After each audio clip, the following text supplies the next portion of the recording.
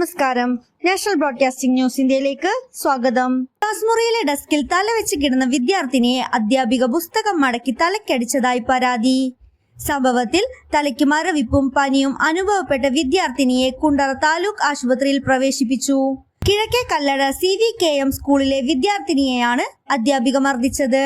സംഭവത്തിന്റെ തലേ ദിവസം രാത്രി മുഴുവൻ ഹൃദ്രോഗം ബാധിച്ച് ഗുരുതരാവസ്ഥയിലുള്ള അമ്മയെ ശുശ്രൂഷിച്ചതിന്റെ ഉറക്കക്ഷീണവുമായാണ് വിദ്യാർത്ഥിനി ക്ലാസ്സിൽ എത്തിയത്. ഉച്ചഭക്ഷണത്തിന് ശേഷം ഡെസ്കിൽ തലവെച്ച് മയങ്ങിപ്പോയി. ക്ലാസ്സിലെത്തിയപ്പോൾ വിദ്യാർത്ഥിനി മയങ്ങുന്നത് ശ്രദ്ധയിൽപ്പെട്ട അധ്യാപിക കുട്ടിയുടെ പുസ്തകം ഉപയോഗിച്ച് കുട്ടിയുടെ തലയ്ക്കടിക്കുകയായിരുന്നു. തലയ്ക്ക് തരിപ്പും അസ്വസ്ഥതയും അനുഭവപ്പെട്ടെങ്കിലും കുട്ടി ഈ വിവരം വീട്ടിൽ പറഞ്ഞിരുന്നില്ല. ഞായറാഴ്ച വൈകിട്ടായപ്പോഴേക്കും പനിയും ശരീരവേദനയും അനുഭവപ്പെട്ടു. ഇതോടെ ഭയന്ന പെൺകുട്ടി അധ്യാപിക ഉപദ്രവിച്ച കാര്യം വീട്ടിൽ പറഞ്ഞു. ഇതോടെയാണ് ചികിത്സ തേടിയത്.